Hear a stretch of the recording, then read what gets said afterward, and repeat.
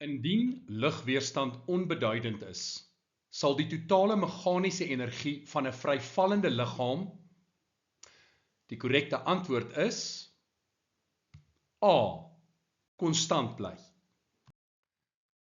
Volgens die beginsel van behoud van meganiese energie, bly die totale meganiese energie in 'n geslote stelsel konstant.